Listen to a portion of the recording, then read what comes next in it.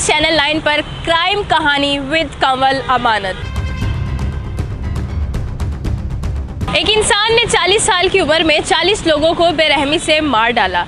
पत्थर दिल इंसान भी खून और लाश ऐसी चीज़ों को देखकर डर जाए, लेकिन ये इंसान जहां शिकार करता उसी कमरे में अपना खाना भी बनाकर खाता। एक ऐसा इंसान था जो जब अरेस्ट हुआ तो उसके चेहरे पर ज़रा सी भी झिझक नहीं थी। वो बहुत पुरसुकून था। He was as calm as a monk, but the things he has done would make any monster feel ashamed of himself.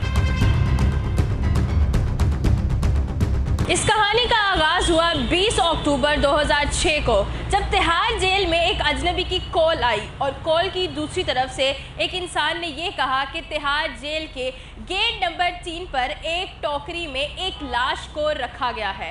ये सुनकर सबके पैरों से ज़मीन खिसक गई, क्योंकि तिहाड़ जेल जो कि दिल्ली इंडिया की मशहूर जेल है, उसके बाहर एक लाश को रखना, ऐसा काम वही इंसान कर सकता है जिसको किसी भी किस्म का खौफ या डर ना हो। जब बाहर जाकर देखा गया तो उसी फुटपाथ पर एक टोकरी रखी गई थी जिसमें लाश के टोर्सो को बांध कर रखा गया था और उसके नीचे एक लेटर था, जिस लेटर में पूरे जुडिशल सिस्टम को बहुत सारी गालियां दी गई थी। अगर इस लेटर को एक लाइन में बताया जाए तो वो बनता है catch me if you can, अगर तुम मुझे पकड़ सकते हो तो पकड़ो।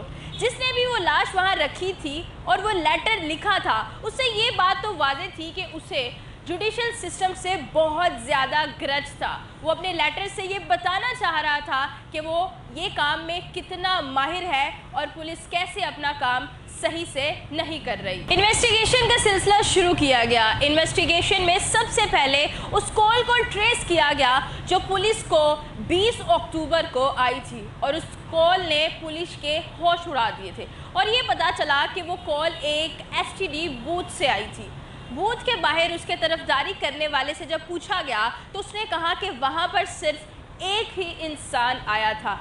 Now the sketch was ready.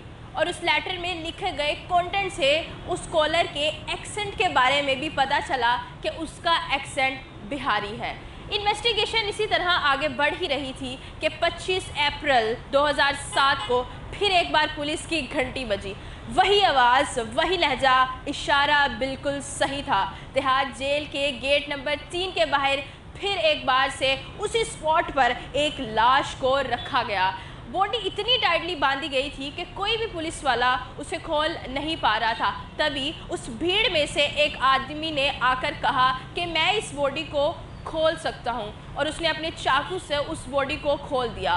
तो बात यह है कि पुलिस और इतने सारे लोग होने के बावजूद उस शख्स ने बॉडी को बाहर निकाला जो खुद उसका कातिल था। बॉडी का सिर्फ टोर्सो तिहाड़ जेल के बाहर मिला, बाकी सारे बॉडी पार्ट्स हज़ारी कोर्ट से मिले। पुलिस का एक स्पेशल यूनिट इस केस को इन्वेस्टिगेट करने के लिए बनाया गया, क्योंकि क्रिमिनल सिस्टम को ये पता लग चुका था कि ये कोई मामूली मर्डर नहीं है, ये एक साइकोपैथिक किलर है जिसे अपने काम पर बहुत ज़्यादा फ़ख्र था। केस को सॉल्व करना और ज़्यादा मुश्किल होता जा रहा था क्योंकि बॉडी की शनाख्त नहीं हो पा रही थी, क्योंकि दोनों बॉडीज़ जो कि तिहाड़ जेल के गेट नंबर 3 के बाहर मिली थी उनके सर कटे हुए थे।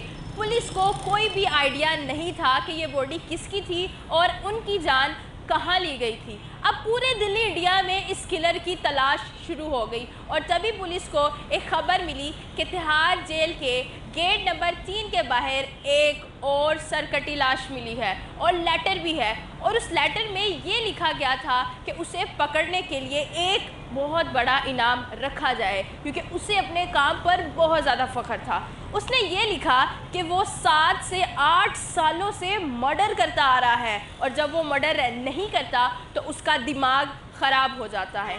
किलर की इस बात से ये बात पता चलती है कि उसके अंदर साइकोपैथिक ट्रेट्स हैं और डर इस बात का था कि अगर साइकोपैथिक है तो वो अपने इसी पैटर्न को फॉलो करते हुए और भी ज़्यादा क्राइम्स कमिट करेगा। अब बात करते हैं मज़ीद इन्वेस्टिगेशन के बारे में।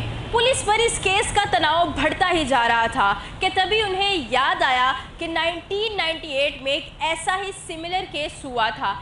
तिहाड़ जेल के बाहर एक सरकटी लाश मिली थी और बाकी के बॉडी पार्ट्स सारी जगह फैलाए गए थे। اس میں سے اس سسپیکٹ کو گرفتار کر لیا گیا تھا، لیکن یہ کیس صرف 3 سال تک ہی چلا کیونکہ پولیس کو کوئی بھی ایویڈنس نہیں ملا تھا، تو مجبوراً انہیں کیس کو بند کرنا پڑا۔ اب جب انویسٹیگیشن آگے بڑھ ہی رہی تھی تو پولیس کے جاسوس سے یہ پتا چلا کہ آزاد نگر دلی انڈیا میں اسی حلیے کا ایک انسان ایک ڈاکٹر کے کلینک پر روزانہ جایا کرتا تھا۔ پولیس کی ٹیم نریندر پہلوان ان کی لیڈرشپ میں آگے بڑھ رہی تھی اور اگلے ہی روز وہ ڈاکٹر کے پاس گئے اور وہاں پر انکوائری کرنے کے دوران اس سیریل کلر کی کال آئی کہ ڈاکٹر اگلے ہی دن اس کی اپوائنٹمنٹ فکس کر رہے ہیں۔ ڈاکٹر کو پوچھنے کے بعد اس بات کا پتہ چلا کہ جی اس انسان کا نام چندر کانت ہے، جی ہاں، اور اس کی 5 بیٹیاں تھیں جن کی ڈیلیوری اسی ہاسپٹل میں اسی ڈاکٹر کے ہاتھوں ہوئی تھی۔ ڈاکٹر سے یہ بھی پتہ چلا کہ چندر کانت نے ڈاکٹر کے بردر ان لا کو بھی مارنے کی کوشش کی ہے، تو اسی ڈائریکشن میں پولیس نے اپنی انویسٹیگیشن کرتے ہوئے ڈاکٹر کے بردر ان لا سے بھی بات کی اور ان سے پوچھ تاچھ کی، اور وہاں انہیں یہ پتہ چلا کہ چندر کانت نامی یہ سیریل کلر کے پاس ایک موٹر کارٹ ہے جس پر وہ سبزیاں بیچتا ہے۔ اس چھوٹے سے کلو سے پولیس کو چندر کانت کا گھر مل گیا اور چند ہی گھنٹوں میں دلی انڈیا کا سب سے خطرناک کلر پکڑا گیا اور پولیس کی کسٹڈی میں آ گیا۔ اب پولیس کے سارے سوالات اور مسٹریز کا جواب ان کے سامنے کرسی پر بیٹھا تھا۔ اس کے چہرے پر رتی برابر بھی خوف یا ڈر نہیں تھا۔ اب چندر کانت سب کچھ بتانے کے لیے تیار تھا، راضی ہو چکا تھا، صرف اس شرط پر کہ پولیس نہ تو اسے مارے گی نہ تو اسے دھمکائے گی۔ چندر کانت اپنی 5 بیٹیوں کے ساتھ دلی میں رہتا تھا اور وہ اپنے سیریل کلر کے پروفیشن کو سیریس لیتے ہوئے حیدر پور میں رہنے لگا۔ Indian institution of public administration کے حساب سے ایک سال میں تقریباً 4.42 ملین لوگ تہاڑ سے دوسری سٹی میں مائیگریٹ کرتے ہیں ان ایمپلائمنٹ کی وجہ سے۔ ممبئی یا دلی میں یہ سارے لوگ اپنی پڑھائی لکھائی کے حساب سے نوکری ڈھونڈتے ہیں اور ایک چھوٹے سے انوائرمنٹ میں 7 سے 8 لوگ رہتے ہیں اور ان لوگوں کو بہت ساری ڈسکریمنیشن سے بھی گزرنا پڑتا ہے۔ چندر کانت جا کے ساتھ بھی کچھ ایسا ہی ہوا تھا۔ اس نے دلی آ کر سب سے پہلے سبزی منڈی میں کام کرنا شروع کر دیا تھا۔ وہ سبزیوں کو ٹرک میں لوڈ اور ان لوڈ کرتا تھا۔ چندر کانت کی زندگی بڑی پرسکون گزر رہی تھی، اس میں ایک وائلنٹ رات آ گئی۔ اس وائلنٹ رات تک جو ہے وہ چندر کانت بڑی پرسکون زندگی گزارا تھا جب چندر کانت نے ایک گنڈے کے خلاف آواز اٹھائی کیونکہ وہ گنڈا ایک انوسنٹ انسان کو مار رہا تھا، لیکن آواز اٹھانے پر اس گنڈے نے چندر کانت کو ہی مار ڈالا اور چندر کانت تقریباً موت کو ہاتھ لگا کر واپس بچا اور وہ اٹھا اور ہسپتال میں داخل ہو گیا۔ اسے پتہ چل گیا تھا کہ سب کچھ پاور ہی ہے، اس کے سوا اس جیسے امیگرینٹ کی ویسی ہی حالت ہوتی ہے جیسے اس رات اس شخص کی ہوئی تھی۔ صحت یاب ہونے کے بعد چندر کانت نے مارشل آرٹس سیکھے۔ جس رات لوکل گنڈے نے اس کی یہ حالت کی تھی، اسی رات اپنی حالت میں اس نے یہ سوچ لیا تھا کہ چندر کانت ان کو نہیں چھوڑے گا اور وہ اپنے اوپر کسی اور کو حکم نہیں جمانے دے گا۔ جہاں چندر کانت کام کیا کرتا تھا وہاں اس پر اس کے یونین لیڈر کے ساتھ اس کی وائلنٹ ہسٹری رہی۔ وہاں کے یونین لیڈر سارے مزدوروں سے ایک سرٹن اماؤنٹ لیا کرتے تھے جس کو چندر کانت پیسے کا ضائع ہونا سمجھتا تھا کیونکہ وہ پیسہ اس کی محنت کا ہوتا تھا۔ ایک دن اس یونین لیڈر کے ساتھ پیسے نہ دینے کی وجہ سے چندر کانت کی لڑائی ہو گئی، جس کی وجہ سے ان دونوں کے درمیان ہاتھا پائی ہوئی اور اس یونین لیڈر کے ہاتھ میں ایک کٹ آ گیا۔ چندر کانت کی بیوی کو بھی اسی معاملے میں اریسٹ کر لیا گیا جس کا اس سے کچھ لینا دینا ہی نہیں تھا اور چندر کانت کے ساتھ بہت برا سلوک ہوا۔ بعض اوقات اسے کپڑوں کے بغیر مارا جاتا اور بعض اوقات اس کو کم کھانا دیا جاتا۔ جیل سے باہر نکلتے ہی چندر کانت نے سب سے پہلے پنڈت جو کہ وہاں کا یونین لیڈر تھا اس کو اپنا پہلا شکار بنایا اور 1998 میں جو باڈی تہاڑ جیل کے باہر ملی تھی وہ اسی یونین لیڈر کی تھی اور اسی طرح سے یہ کام شروع ہو گیا۔ چندر کانت نے 2003 میں شیکھر اور امیش نام کے 2 لوگوں کی جان لی تھی اور پھر 2006 اور 2007 میں اسی پیٹرن کو फॉलो करते हुए और लोगों का कत्ल किया। पुलिस को इन तीनों मर्डर्स का कोई सबूत नहीं मिला था। पुलिस को सबूत तब मिला जब चंद्रकांत ने उन्हें ये बताया कि उसने सर कटी लाशों के सर यमुना रिवर में फेंके हैं और उसके मुताबिक वो ये सारे लोगों को सज़ा देता था और अपने गुनाहों को धोने के लिए उसके सर को यमुना रिवर में डंप कर देता था। चंद्रकांत बिहार के गोसवाई गांव में रहता था और वहां के लोग उससे बहुत ज़्यादा डरते थे। चंद्रकांत छोटी से छोटी बात पर ट्रिगर हो जाता था। उसे झूठ कहता या कोई उसके घर पर नॉन वेज खाता, चंद्रकांत उसका मर्डर करने चल पड़ता। चंद्रकांत का मर्डर करने का तरीका बहुत ही ज़्यादा अलग था, क्योंकि वो जिनको मारता था उन्हें अपना दोस्त बनाता था और वो लोग ज़्यादातर उसके आसपास या फिर उसी के गांव के होते थे।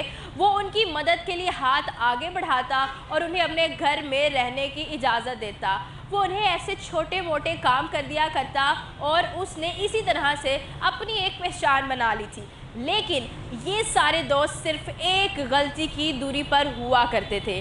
चंद्रकांत के गांव में भीड़ू भी उस शिकंजे में आया, इस शिकंजे में फंस गया। जब भीड़ू ने चंद्रकांत के घर पर दो और लोगों को देखा जो बिल्कुल हेल्पलेस बंधे हुए थे, जिनको होशियारी से भीड़ू ने बचा लिया और अपने साथ उन दो लोगों को भी बचा लिया। अनिल मंडल नामी शख्स भी उसमें से बच गया।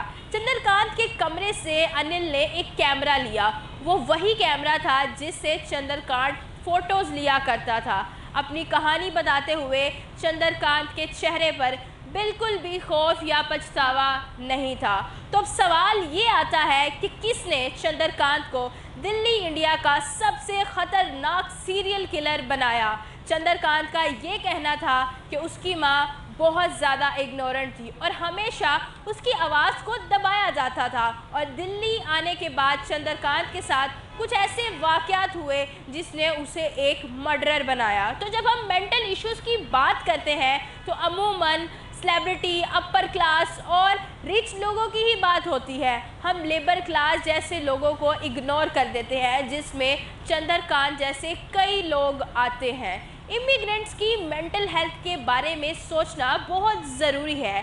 चंद्रकांत अपनी ज़िंदगी जेल में गुजार रहा है, लेकिन आज भी वो लोग जो चंद्रकांत के गांव में हैं और वो लोग जो चंद्रकांत से उस वक्त बच गए थे, अगर चंद्रकांत रोल पे पर बाहर निकल आता है तो वो उन सब से बदला लेगा या नहीं। आपको क्या लगता है कि मेंटल इश्यूज़ कितने ज़रूरी हैं एक इमिग्रेंट में? कमेंट सेक्शन में ज़रूर बताइएगा। इसी के साथ अपनी मेज़बान को चैनल 9 के साथ दीजिए इजाज़त। अल्लाह निगहबान।